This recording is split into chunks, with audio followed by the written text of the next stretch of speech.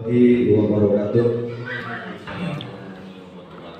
Yang terhormat Bapak Kepala Sekolah SD Negeri Banjaran 05, Bapak Rusgono SPD MPD, yang saya hormati rekan-rekan guru SD Negeri Banjaran 05. Pertama, marilah kita senantiasa menyampaikan rasa syukur kita kepada Allah Subhanahu wa Ta'ala yang selalu memberikan kepada kita nikmat sehat, nikmat selamat, sehingga kesempatan siang hari ini bisa berkumpul di aula yang di Banjaran 05 dalam acara diseminasi budaya positif di SD Negeri Banjaran 05, Kecamatan Salem, Kabupaten Brebes, oleh calon guru penggerak angkatan 10 Bapak Maman Suryaman SPDSD. Sholawat beserta salam mari selalu kita sanjungkan kepada baginda Habibana wa Nabiyana Muhammad Sallallahu Alaihi Wasallam. Bapak dan Ibu yang saya hormati, perkenankan di sini saya sebagai pemandu acara di acara diseminasi budaya positif di SD Negeri Banjaran 05. Adapun susunan acara hari ini, yang pertama adalah pembukaan, yang kedua sambutan, yang ketiga doa, yang keempat pemaparan oleh Bapak Maman Suryaman SPDSD. Untuk memanfaatkan waktu, marilah acara ini kita mulai dengan pembukaan dengan bersama-sama membaca Bismillah. Bismillahirrahmanirrahim. Acara yang selanjutnya sambutan yang akan disampaikan oleh Bapak Kepala Sekolah SD Negeri Banjaran 05 kepada yang terhormat Bapak Rusgono SPD MPD. Waktu disilakan.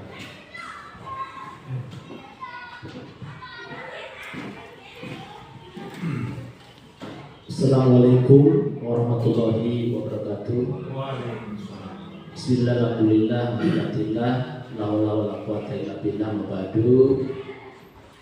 Yang saya hormati Bapak Maman Suryaman SPDSD selaku calon guru penggerak angkatan 10 yang pada hari ini, hari Kamis tanggal 6 Juni 2024, yang akan memaparkan tentang budaya positif. Mudah-mudahan nanti ilmunya akan bermanfaat buat Bapak Ibu guru dan sekolah kita untuk kemajuan di SD Negeri Banjaran 5. Yang saya hormati Bapak Ibu guru SD Negeri Banjaran 5. Saya selaku kepala sekolah di SD Negeri Banjaran ini sangat berbangga hati. Ada guru yang sekarang di angkatan ke-10 CGP, alhamdulillah ikut.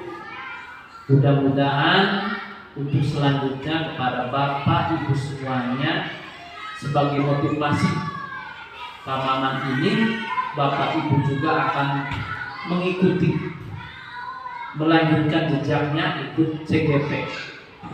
Karena apa Bapak Ibu semuanya, dengan CGP ini banyak ilmu, banyak materi yang akan diterima, dan nantinya tentunya satu untuk guru itu sendiri ilmunya, dan yang kedua adalah setelah lulus dari CGP ini akan diterapkan di sekolah di mana dia itu mengajar. Dan mudah-mudahan nanti Pak Maman setelah selesai mengikuti CGP angkatan 10 ini, ilmu-ilmunya bisa diterapkan kepada Bapak Ibu guru semuanya, dan bisa diterapkan di sekolah ini kepada peserta didik yang ada di SD Banjaran. Selanjutnya saya sampaikan, nanti Pak Maman akan memaparkan apa yang akan dipaparkan oleh Pak Maman. Kami mohon Bapak Ibu semuanya untuk mengikuti dengan seksama, dengan baik, karena dengan mengikuti dengan seksama dan baik ini mudah-mudahan nanti kita juga akan menyerap ilmunya. Ilmunya itu nanti juga kita akan terapkan juga di sekolah kita. Barangkali itu saja yang bisa saya sampaikan.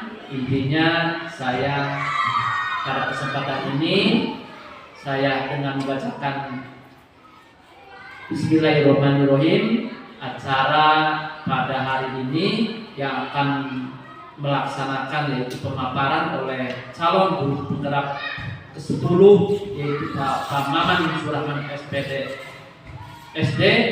Dengan secara resmi saya buka. Bismillahirrahmanirrahim. Demikian, assalamualaikum warahmatullahi wabarakatuh. Waalaikumsalam warahmatullahi wabarakatuh.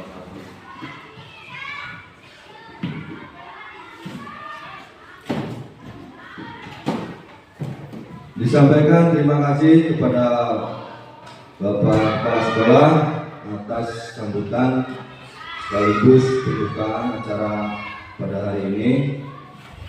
Terima kasih atas motivasi saran untuk kegiatan hari ini.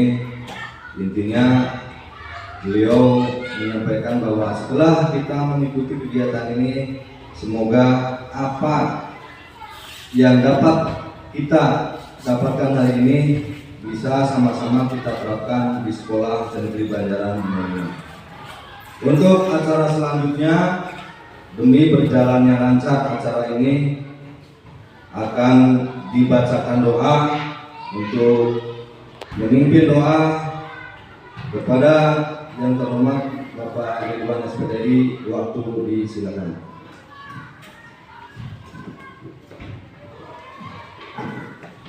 Assalamualaikum warahmatullahi wabarakatuh.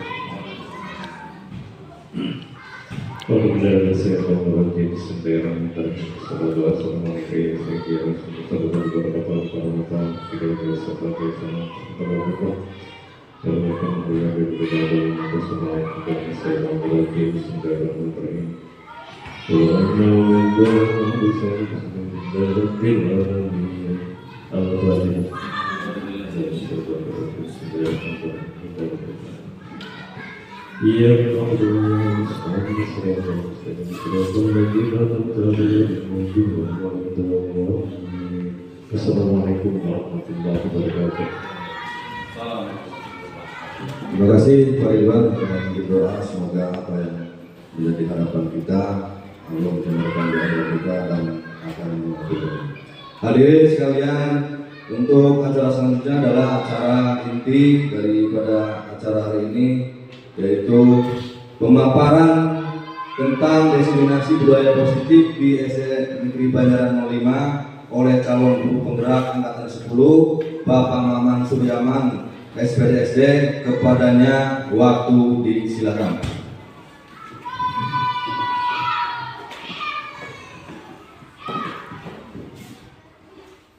Bismillahirrahmanirrahim. Assalamualaikum warahmatullahi wabarakatuh. Bismillah, alhamdulillah, la haula wala quwata illa billah, amma ba'du. Bapak Kepala Sekolah, saya beri pelajaran yang saya hormati, pembawa acara yang telah memberikan waktu ini kepada saya hormati, serta seluruh rekan guru SD Negeri Banjaran 5 yang saya hormati dan saya banggakan.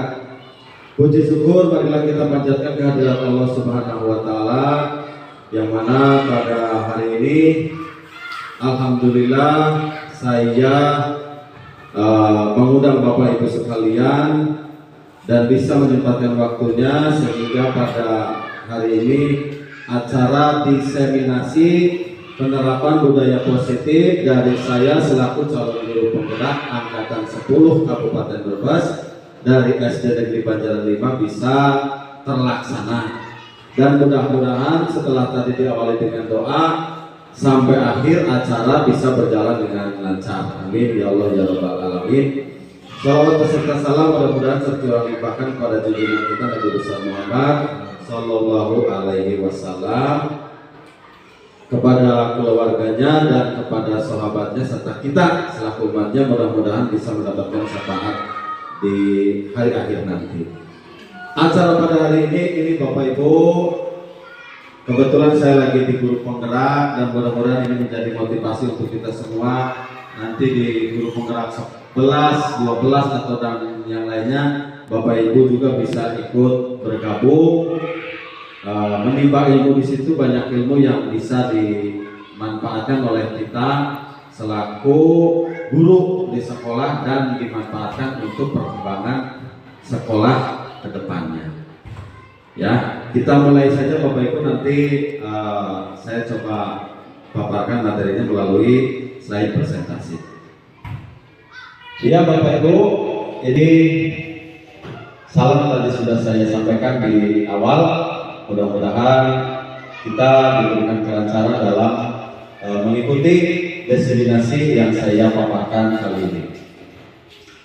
Selanjutnya ini profil saya. Jadi saya akan melaksanakan aksi nyata diseminasi penerapan budaya positif di sekolah. Saya selaku guru penggerak angkatan 10 dari SD Negeri Banjaran 5, Kecamatan Salem, Kabupaten Brebes, dan satu-satunya yang pertama kali ikut dari SD kita. Mudah-mudahan nanti kedepannya di tahap selanjutnya Bapak Ibu juga bisa ikuti jejak saya, yaitu di grup penggerak kalau memang program ini masih berlanjut sampai tahun-tahun berikutnya. Yang selanjutnya ada tim mentor dari PGP 10. Yang pertama dari fasilitator yaitu Bapak Juara SPDMA. Beliau fasilitator saya di CGP, orang Kendal, pengawas, dan sangat kompeten di bidang fasilitator dan sangat membimbing saya dalam melaksanakan CGP atau PGP di angkatan 10 ini.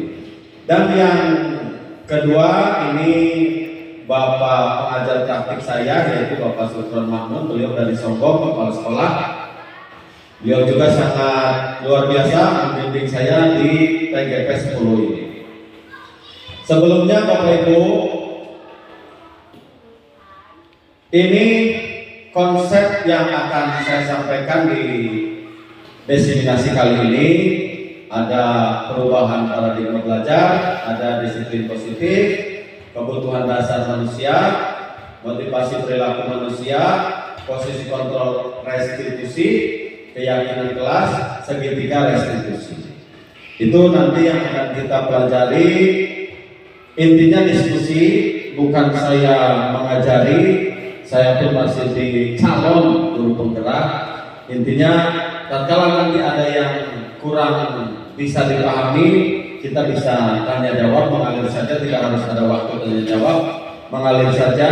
Saya bisa, saya jawab. Kalaupun tidak bisa, kita nanti cari solusinya bersama-sama. Itu Bapak Ibu. Sebelum itu, coba kita biar suasananya lebih meriah, berdiri semuanya, berdiri. Kita melaksanakan ice breaking untuk lebih semangat lagi.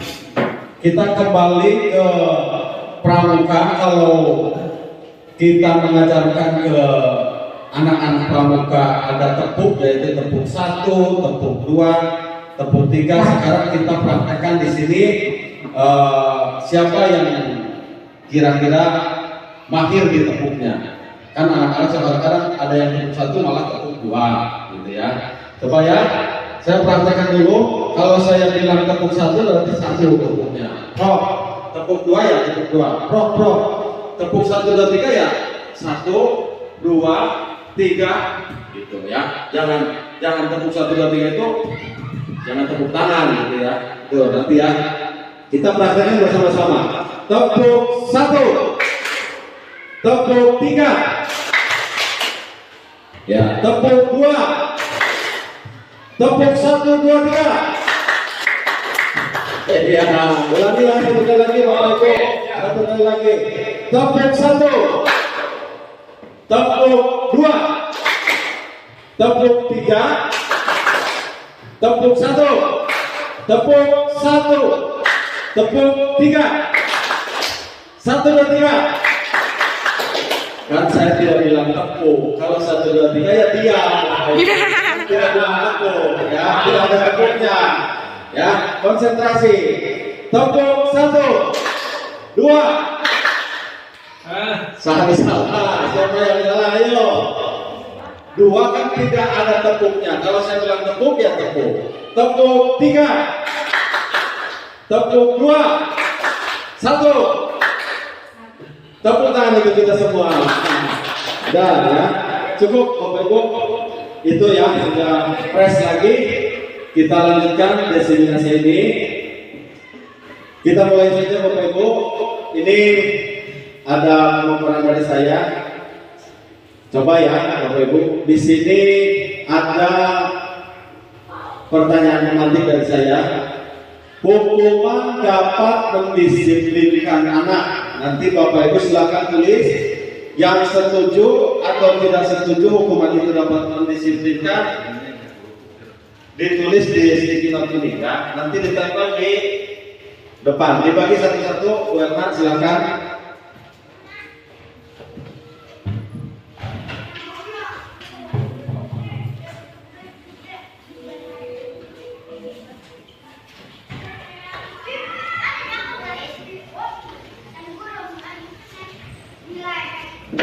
Nanti yang setuju tempel di sebelah kanan saya, yang tidak setuju tempel di sebelah kiri saya.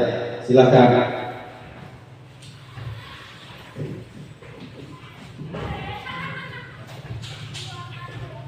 Yang pertama, Bapak Ibu sudah pegang semua ya, ya. Hukuman dapat mendisiplinkan anak. Silakan yang setuju tulis langsung tempel. Yang tidak setuju tulis langsung tempel. Apakah hukuman itu dapat mendisiplinkan anak? Setuju, tulis setuju. Tidak, tulis tidak.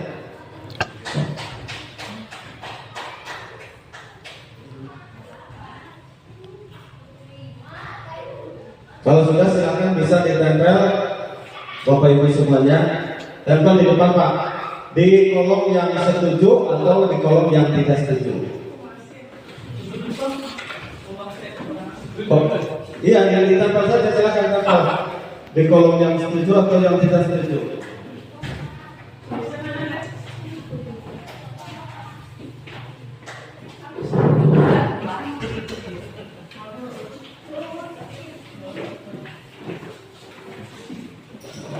Silakan. Ya. Terima kasih Bapak Ibu semua sudah menulis di sticky note. Ini hampir semuanya setuju ya, hampir semuanya setuju hukuman itu dapat mendisiplinkan anak. Coba salah satu ya, karena tidak ada yang tidak setuju, semuanya setuju. Silakan siapa yang bisa memberikan penjelasan. Pak Judin ya, silakan Pak Judin.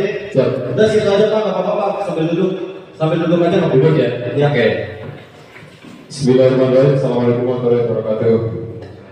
Assalamualaikum warahmatullahi wabarakatuh. Tadi telah menyimak satu pertanyaan dari Pak Mentor, yaitu calon guru penggerak, yaitu tadi telah disampaikan hukuman dapat mendisiplinkan anak. Sekarang kan dari pemerintah itu menganjurkan punya program, boleh kita menghukum. Pertanyaan saya, yang seperti apakah hukuman yang akan mendidik untuk anak? Terima kasih. Assalamualaikum warahmatullahi wabarakatuh. Ya, terima kasih Pak Judin. Yang selanjutnya ini tadi hukuman dapat mendisiplinkan anak. Pada dasarnya semua Bapak Ibu setuju dengan pernyataan ini. Yang selanjutnya, pemberian hukuman dengan hal positif seperti membaca atau membersihkan halaman WC sekolah dapat meningkatkan disiplin anak. Silakan yang setuju tulis setuju, yang tidak tulis tidak. Di sticky note-nya silakan. Apakah pemberian hukuman dengan ini Ini dapat mendisiplinkan anak. Kalau setuju ya setuju, tidak ya tidak. Silakan Bapak Ibu. Bebas. Tidak setuju ya tidak. Alasannya nanti saya tanyakan kenapa, gitu kan? Gak apa-apa. Kita belajar bareng-bareng. Dan apa lagi? Silakan rekan-rekan semuanya. Iya, silakan.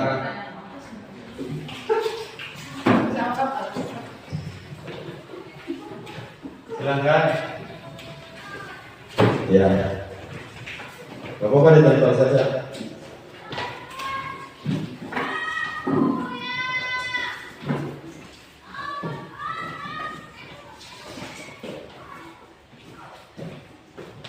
Ya, terima kasih.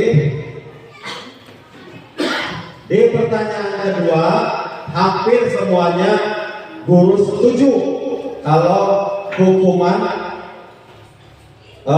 dalam hal positif seperti menyapu, membersihkan WC itu bisa meningkatkan disiplin anak. Ini pada dasarnya setuju. Coba dari Tadi Pak, sekarang Bu, silakan siapa yang mau memberikan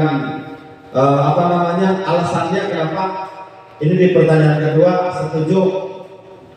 Silakan. Atau dari Bapak juga nggak apa-apa, Pak Heru barangkali. Silakan. Kenapa hukuman ini bisa meningkatkan disiplin anak? Tuh kan? Ada yang mau memberikan pernyataannya? Belum ya? Gak apa-apa, kita lanjut saja. Yang selanjutnya, memberikan penghargaan dapat meningkatkan motivasi belajar anak. Silakan, setuju atau tidak? Kita memberikan penghargaan berupa hadiah atau apa kepada anak yang misalnya cepat mengerjakan tugasnya. Itu Kak, setuju atau tidak itu dapat memotivasi belajar mereka. Silakan tulis lagi setuju.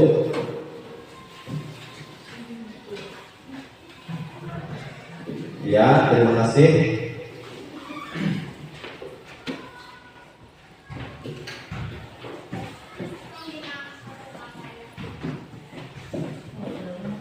Gak apa-apa, kasih aja Bu.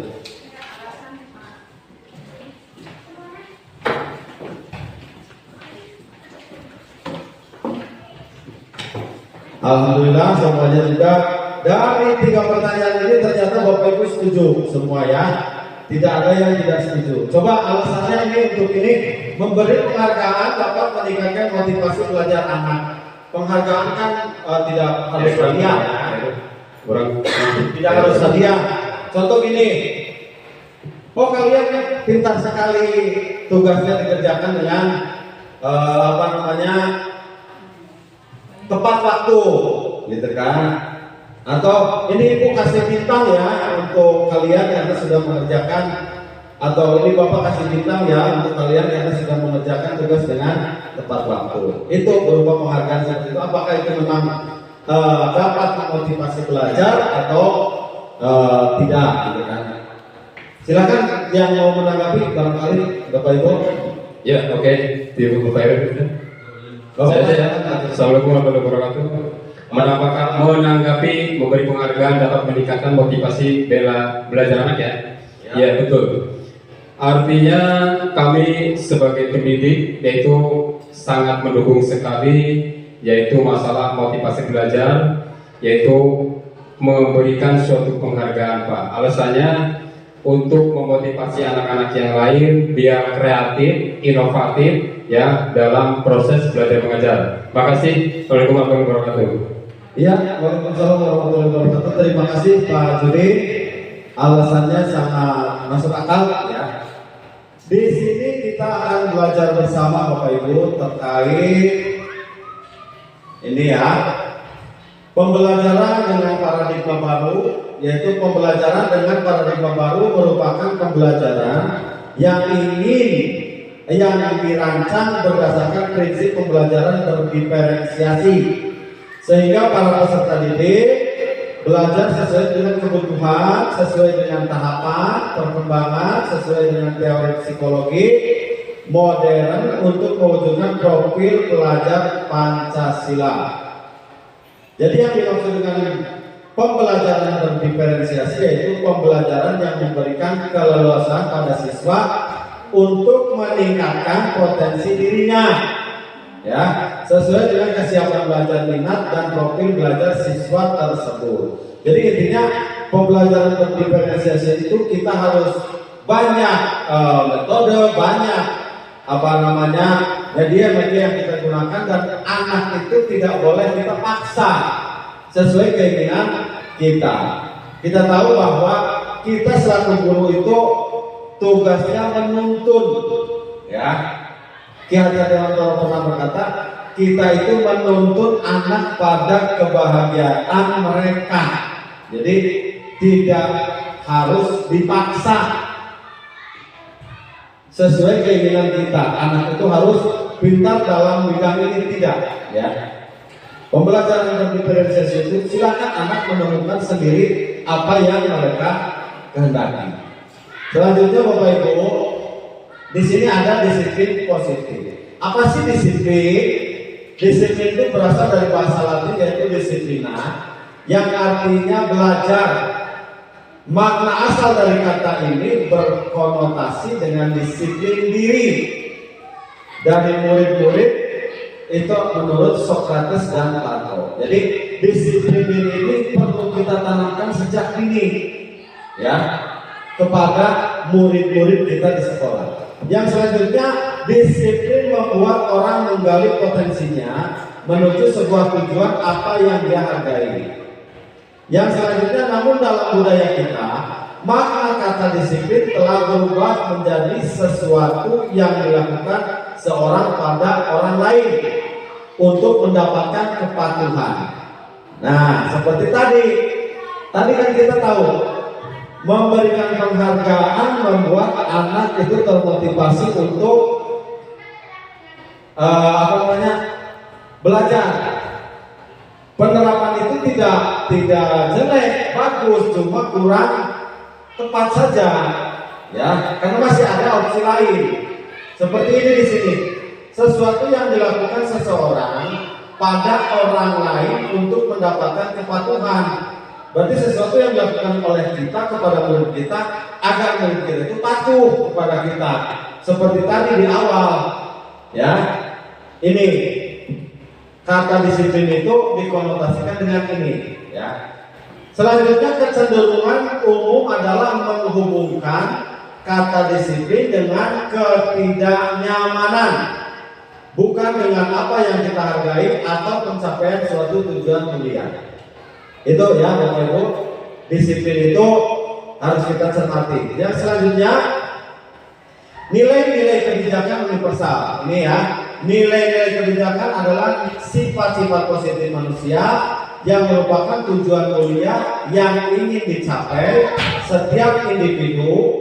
Nilai-nilai tersebut bersifat universal dan lintas bahasa, suku, bangsa, agama maupun lintas latar belakang. Dr. William Glasser pada teori kontrol tahun 1984, setiap perilaku atau perubahan memiliki suatu tujuan. Setiap perilaku kita itu memiliki satu tujuan. Begitupun perilaku pada murid, pasti ada tujuannya. Murid terlambat pasti ada tujuan mereka dan alasan mereka. Selanjutnya, dengan mengaitkan nilai-nilai kebijakan yang diyakini seorang, maka motivasi intrinsiknya akan terbangun sehingga menggerakkan motivasi dari dalam untuk dapat mencapai tujuan mulia yang diinginkan.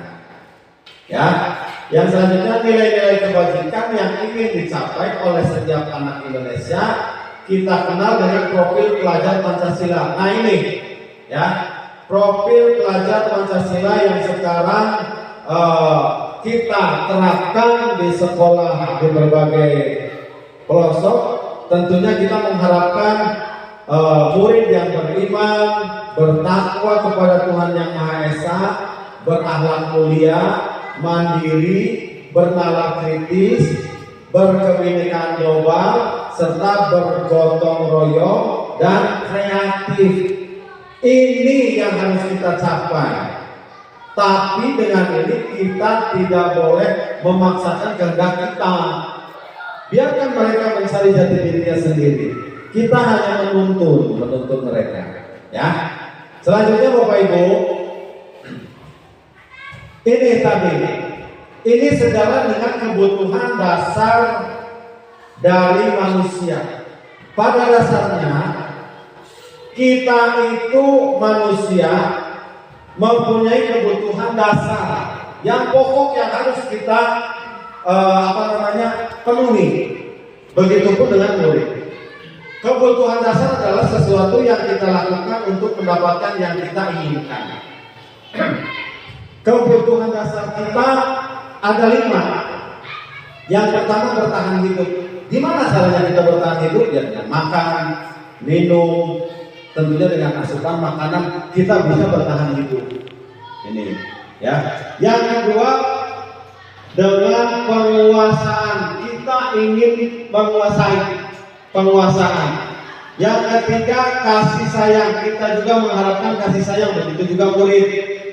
Kasih sayang dari gurunya, kasih sayang dari temannya, dan rasa diterima di kalangannya, di komunitasnya, di teman bermainnya.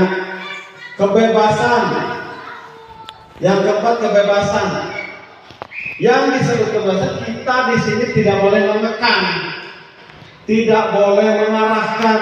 Kamu harus ini, kamu harus ini. Biarkan mereka mempunyai kebebasannya sendiri. Yang kelima kesenangan. Ini berkaitan nanti dengan apa yang diharapkan murid dari kebutuhan dasar ini. Selanjutnya Bapak Ibu, motivasi perilaku manusia. Ini ada motivasi eksternal, ada motivasi internal tujuan disiplin positif.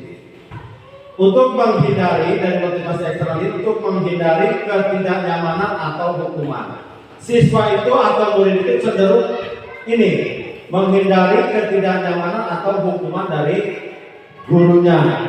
Makanya berbuatlah hal-hal yang tidak diinginkan. Apa? Siapa yang bisa memberikan contoh dari ini? Lanjut jawab Ibu ya. Yang selanjutnya untuk mendapatkan imbalan dari orang lain atau institusi, untuk menghargai diri sendiri. Ini motivasi dari internal kita atau tujuan disiplin, yaitu untuk menghargai diri sendiri. Dari sejauh ini barangkali ada yang kita sharing lah, kita diskusikan dari mulai tadi. Yang ini kebutuhan dasar manusia dan yang lainnya dirasa cukup, kita berarti lanjutkan. Gimana Bapak Ibu? Lanjut saja dulu. Baik, lanjut saja ya.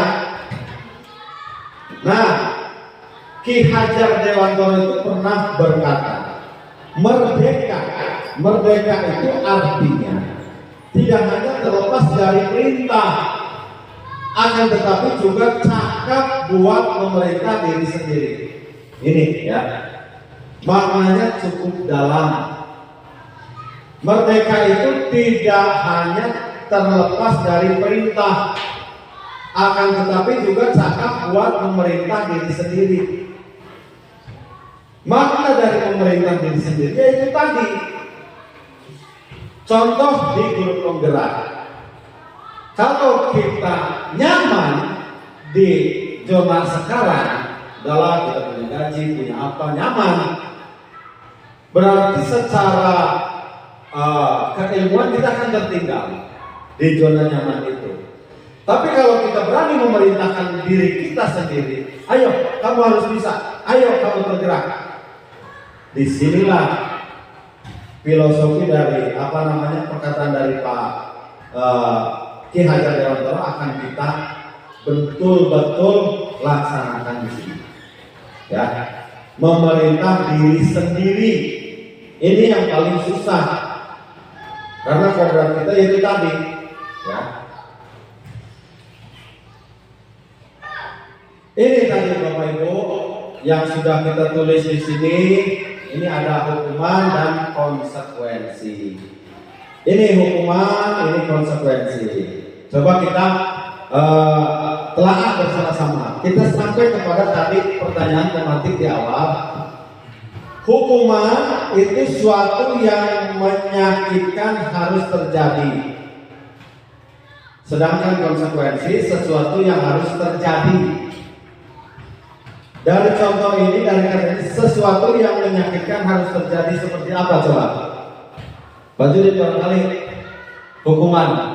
Sesuatu yang menyakitkan harus terjadi. Contoh seperti ini, anak terlambat, harus kita hukum dengan berlari. Itu kan sesuatu yang menyakitkan buat anak dan harus terjadi. Nah, tapi sedangkan konsekuensi, anak terlambat, tapi kalau sudah ada konsekuensinya, kan anak melakukannya dengan secara ikhlas, karena konsekuensinya ada. Tuh, ini sudah dibuat di awal. Selanjutnya hukuman, membuat anak sakit, fisik atau hati itu tadi, dalam jangka waktu lama. Sedangkan konsekuensi, membuat anak merasa tidak nyaman dalam jangka waktu pendek. Ini bedanya ya antara hukuman dan konsekuensi. Selanjutnya anak memberi kedisiplinan, membenci kedisiplinan. Tapi konsekuensi anak menghargai disiplin. Bedanya ini. Terus paksaan. Kalau hukuman kan di mana-mana juga paksaan. Karena yang dihukum itu pasti tidak mau. Tapi stimulus tanggapan. Kalau konsekuensi ini bedanya di situ. Selanjutnya mendorong anak menyakiti diri sendiri. Kan dikhawatirkan seperti itu. Kalau kita menerapkan seperti itu, takutnya anak depresi lah, di rumah broken home lah, menyakiti diri sendiri lah. Tapi kalau konsekuensi, mendorong anak agar mudah menyesuaikan diri, ya. Yang selanjutnya konsep diri yang buruk, sedangkan konsekuensi konsep diri yang baik. Hukuman, anak belajar untuk menyembunyikan kesalahan, sedangkan konsekuensi anak belajar untuk mematuhi peraturan. Sedangkan kita kembali ke hukuman, marah, apa ini? Marah, merasa bersalah, dipermalukan, merasa tak dihargai. Hukuman rata-rata seperti itu. Sedangkan konsekuensi, kehilangan hak, dibuat tidak nyaman, diasingkan untuk sementara. Ya. Ini bedanya antara hukuman serta konsekuensi. Dan satu lagi Bapak Ibu, ada yang namanya restitusi. Apa itu restitusi? Restitusi adalah proses menciptakan kondisi bagi murid untuk memperbaiki kesalahan mereka sehingga mereka bisa kembali pada kelompok mereka dengan karakternya yang lebih kuat, ya. Ini gunanya restitusi. Nanti kita akan bahas, kita sampai lagi. Ini sebentar saja hukuman, konsekuensi dan restitusi yang ketiga ini. Ya. Restitusi juga merupakan proses kolaboratif yang mengajarkan murid untuk mencari solusi untuk masalah mereka dan membantu murid berpikir tentang orang seperti apa yang mereka ingin menjadi tujuan mulia dan bagaimana mereka harus memperlakukan orang lain. Ini menurut dosen tahun 2004. Ya, itulah restitusi. restitusi, hukuman, konsekuensi, dan restitusi. Ya, itu ya Bapak Ibu, restitusi. Selanjutnya ciri-ciri restitusi. Itu yang pertama, bukan untuk menebus kesalahan, namun untuk belajar dari kesalahan. Ini ciri-ciri dari restitusi. Yang kedua, memperbaiki hubungan. Yang ketiga, tawaran bukan paksaan. Yang keempat, restitusi menentukan untuk melihat ke dalam diri. Yang kelima, restitusi mencari kebutuhan dasar yang mendasari tindakan. Yang keenam, restitusi diri adalah cara yang paling baik. Yang ketujuh, restitusi fokus pada karakter bukan tindakan. Restitusi fokus pada solusi. Dan yang terakhir, restitusi mengembalikan murid yang berbuat salah pada kelompoknya. Itu tadi Pak, Bapak Ibu, terkait anak, contoh anak terlambat. Kita cari berdasarkan nanti teori restitusi. Di slide selanjutnya saya terangkan. Selanjutnya ada posisi kontrol kita selaku guru. Posisi kontrol kita selaku guru ada yang pertama penghukum, kedua pembuat rasa bersalah, yang ketiga sebagai teman, yang keempat sebagai pemantau, dan sebagai manajer. Ini ada kasus siswa tidak memakai atribut lengkap pada saat upacara. Ini mungkin kita semua pernah ada dalam posisi kontrol ini. Dari kasus ini, kalau posisi kita sebagai seorang penghukum, itu pasti akan menyuruh siswa berdiri di depan kelas. Kira-kira siapa yang pernah posisi kita itu ada di posisi penghukum? Siapa Bapak Ibu bisa mengacungkan jari? Gak apa-apa, kita lagi belajar bersama-sama. Ya, pernah ya, pernah, pasti kita semua juga pernah ada di posisi ini. Terus dari kasus ini, kalau kita di posisi pembuat rasa bersalah, ini pasti kita akan ngomong seperti ini. Berapa kali bapak atau ibu guru harus memberitahu kamu, Pak Guru kecewa sama kamu. Nah, dari kata-kata kecewa, kan anak, saya merasa bersalah ya, karena kesalahan saya, Bu Guru jadi kecewa atau Pak Guru jadi kecewa. Ada nggak yang kira-kira di posisi kontrol seperti ini, membuat rasa bersalah pada murid? Ya, ada ya. Kita pernah lah. Kita jangan menempik, pasti kita pernah di posisi ini. Selanjutnya di posisi teman. Kalau di posisi teman dengan kasus ini, pasti akan bertanya atau akan ngomong seperti ini. Ayolah, buat Pak Guru bangga atau buat Bu Guru bangga. Kali ini tidak apa-apa. Nah, ini posisi kita sebagai teman kepada murid kita. Ya. Di posisi ini kita juga pasti pernah merasakan seperti itu. Pernah pilih ya namanya ya. Misalnya kepada anak yang contoh dianggap kita rajin, terlambat sedikit ya kita makan dengan kata-kata itu, gitu kan? Kali ini tidak apa-apa, yang penting besok jangan mengulangi. Nah, ini bisa berdampak juga buruk pada anak, tidak malah mencerdaskan atau malah memotivasi anak untuk memperbaiki kesalahannya, malah justru sebaliknya, seolah-olah dia anak pelindung di sini karena kita di posisi teman, ya kan?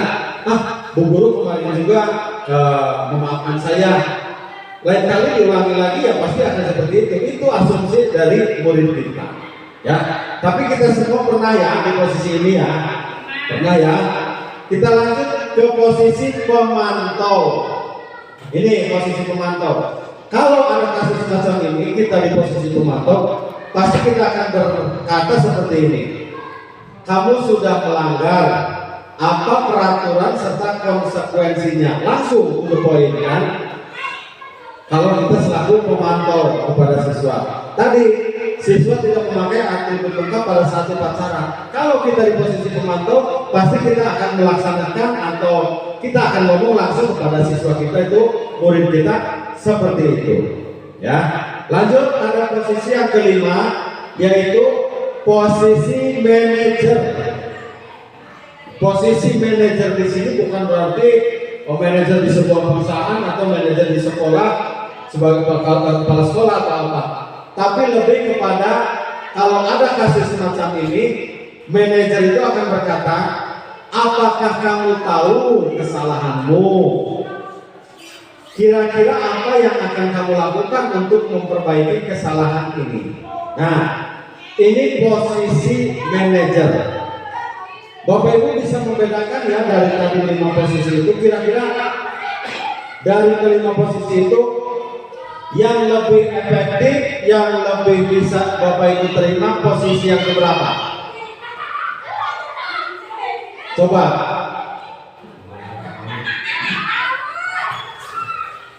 Dari kelima posisi itu yang lebih efektif dan lebih bisa diterima dengan hati itu dari posisi berapa?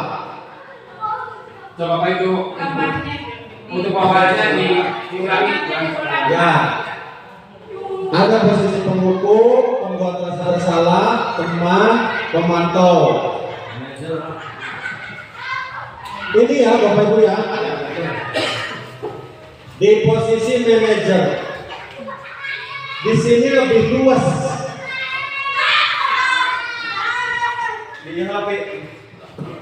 Tiga. Ya, di posisi manajer ya Bapak Ibu yang paling luas menurut kita semua itu paling luas. Di sini terbukti dari segi omongannya Bu, kita bukan menghukum atau bukan sebagai teman. Karena di sini apakah kamu tahu kesalahanmu? Kita bertanya dulu pada murid kita. Coba biar dia bisa introspeksi apa sih kesalahan dia. Contoh kasus tadi ini, tahu Pak, saya tidak memakai atribut lengkap pada saat upacara. Pasti siswa akan berkata seperti itu, ya. Nah selanjutnya kan kita bisa menanyakan kembali atau menggali informasi dari murid kita tentang kira-kira apa sih yang akan kamu lakukan untuk memperbaiki kesalahan ini, ya, kesalahan yang tadi pernah dilakukan. Itu ya Bapak Ibu, dari kelima posisi kontrol. Ada penghukum, pembuat rasa bersalah, teman, pemantau, dan juga manajer. Kita sepakat di posisi manajer adalah posisi yang paling ideal. Ya, mudah-mudahan kita kedepannya bisa menerapkan posisi ini dalam menghadapi disiplin positif terhadap siswa atau murid-murid kita di sekolah. Itu ya Bapak Ibu. Kita lanjut sampai pada keyakinan kelas. Bapak Ibu, mengapa tidak peraturan saja? Mengapa keyakinan kelas? Coba, mengapa tidak peraturan saja? Mengapa keyakinan kelas? Ada yang bisa memberikan masukan atau memberikan arahan? Kira-kira, kok ini ada pertanyaan seperti itu? Mengapa tidak peraturan? Kan peraturan biasanya lebih ini. Kalau keyakinan seperti ini, kira-kira ada yang bisa memberikan argumennya? Bapak Ibu silahkan. Lanjut dulu ya, belum kita lanjut. Ini keyakinan kelas. Mengapa kita memiliki peraturan harus menggunakan helm bila mengendarai roda 2? Ada yang bisa jawab? Ya silahkan, Bu Guru. Mic-nya bisa dikasihkan? Ya, silakan.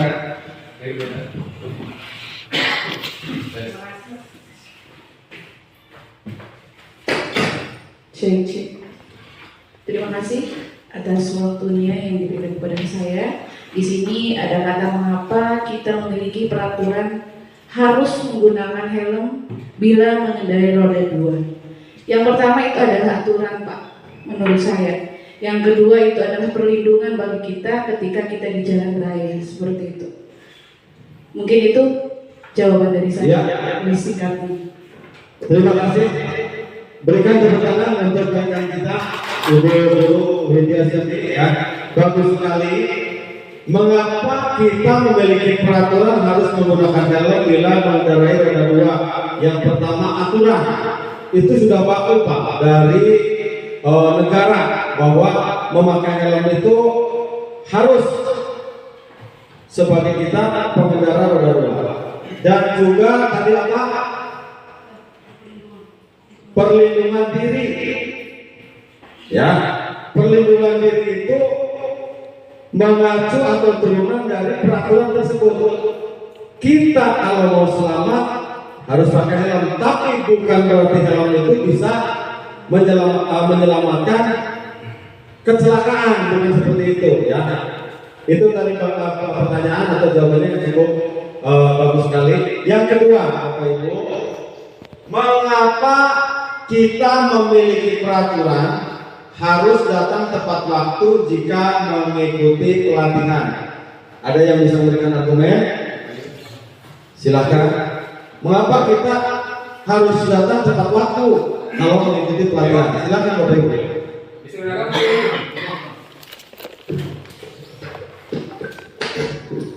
Baik, terima kasih untuk pertanyaan yang kedua. Mengapa kita memiliki peraturan harus datang tepat waktu jika mengikuti pelatihan? Datang tepat waktu merupakan cerminan daripada pribadi yang menghargai waktu dan disiplin. Karena dengan kita menghadiri pelatihan dengan tepat waktu, dapat mengikuti kegiatan tersebut mungkin dari awal sampai dengan selesai, dan ini akan menjadi suatu budaya dari kehadiran tepat waktu ini. Jangan sampai kita sebagai pendidik misalkan memberi contoh ada acara tertentu datangnya terlambat. Jadi datang tepat waktu ini merupakan cerminan dari diri bahwa diri kita sendiri adalah mencintai disiplin. Terima kasih. Ya, berikan tepuk tangan kepada Pak Heru. Terima kasih, jawabannya sangat bagus Pak Heru. Intinya itu ya Bapak Ibu, mengapa kita memiliki peraturan harus datang tepat waktu jika mengikuti pelatihan? Tentunya kedisiplinan itu harus kita tanamkan sejak dini. Bagaimana anak didik kita mau disiplin kalau kita sendirinya tidak mencerminkan kedisiplinan? Itu yang harus kita tanamkan dalam diri kita selaku pendidik atau guru. Ayo kita tanamkan kedisiplinan kita, ya. Seperti ini. Tepat waktu jika mengikuti pelatihan. Kan cuma contoh saja pelatihan. Ini banyak aspek yang harus kita pelajari, ya. Di sini mencerminkan disiplin, kedisiplinan. Yang pertama itu baku itu. Yang kedua budaya tepat waktu.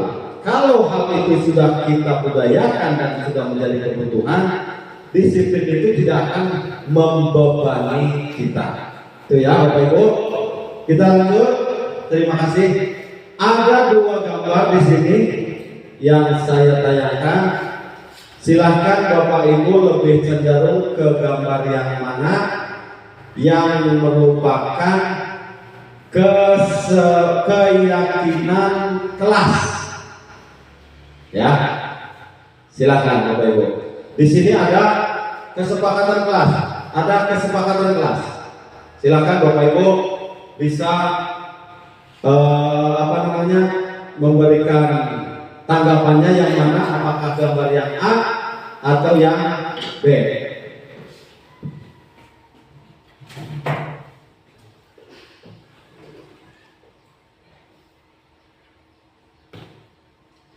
Yang mana Bapak Ibu kira-kira? Iya, yang A ya, Bapak Ibu ya. Bapak Ibu lebih cenderung ke sini ya.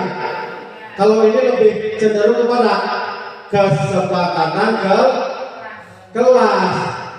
Coba bunyinya. Kami guru dan murid yang saling menyayangi. Berarti kan sepakat, ya. Dari kata-katanya juga sepakat. Kami murid yang semangat belajar. Ya.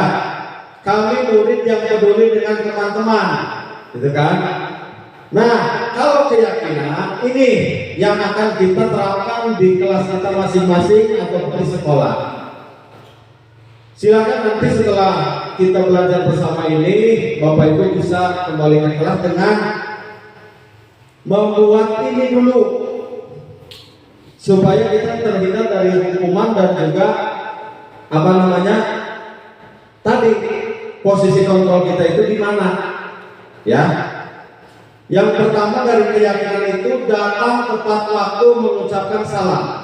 Coba kalau ini sudah kita terapkan di kelas kita, ada anak yang terlambat, kira-kira posisi kontrol kita akan menghukum atau malah menanyakan keyakinan itu. Pak Judi, gimana coba menurut Bapak? Oke, menurut saya tadi datang tepat waktu mengucapkan salam. Artinya kalau tadi oleh Pak Mentor ya berbicara akan menghukum apa tidak, gitu ya tadi. Menurut saya tadi kita kembali ke awal tadi ya, kita jangan sampai menghukum anak tadi ya, itu kita konsepnya seperti itu.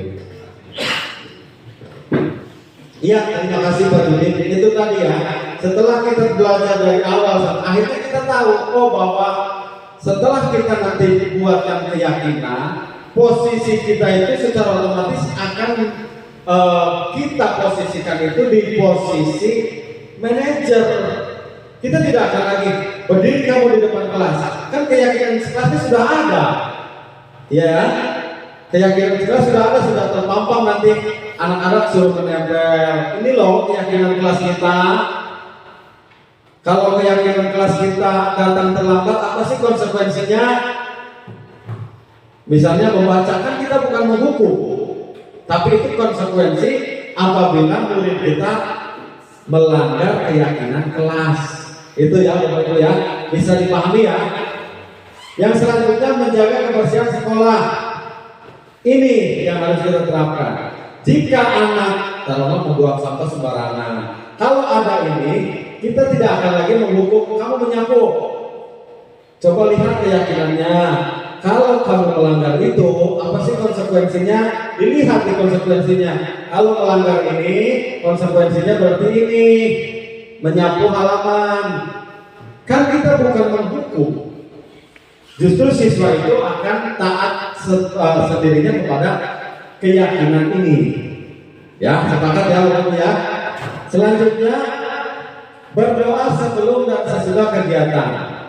Ini juga kita berpacu kepada profil pelajar Pancasila untuk menciptakan suasana belajar yang disiplin, berakhlakul karimah, supaya tercermin baik itu di sekolah atau di rumah. Selanjutnya aktif dalam pembelajaran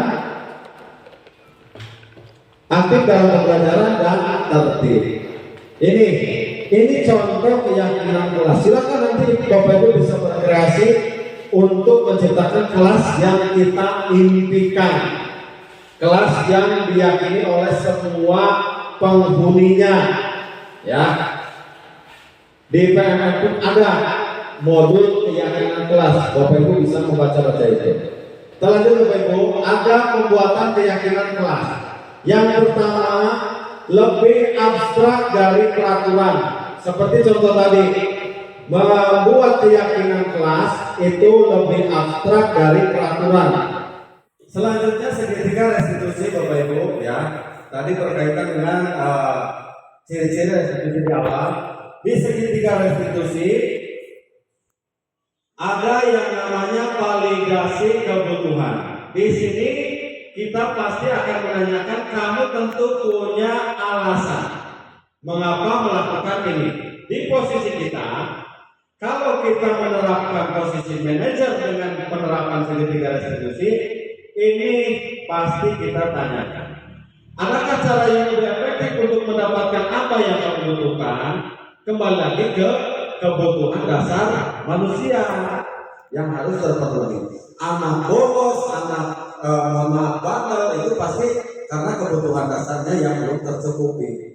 Anak sering menyepelekan apa yang kita terapkan, itu kebutuhan dasarnya harus kita cari. kenapa sih ini barangkali di rumahnya itu kurang begitu diperhatikan oleh guru, kurang begitu oleh orang tuanya. Makanya di sekolah coba kita cari kebutuhan dasar apa yang perlu kita berikan untuk anak tersebut. Apakah sebagai tadi rasa kebebasan atau apa, itu harus kita cari. Selanjutnya ada menanyakan keyakinan, itu nilai-nilai apa yang telah kita sepakati, kembali ke keyakinan kelas. Kamu ingin menjadi orang yang seperti apa? Tanyakan oleh kita. Ya. Jauhkan dari kata menghukum. Yang terakhir, menstabilkan identitas. Setiap orang pasti pernah merasa melakukan kesalahan. Kamu bukan satu-satunya yang pernah melakukan ini. Ya, awalnya itu dari sini, menstabilkan identitas dulu, validasi kebutuhan, dan menanyakan keyakinan. Ini segitiga restitusi.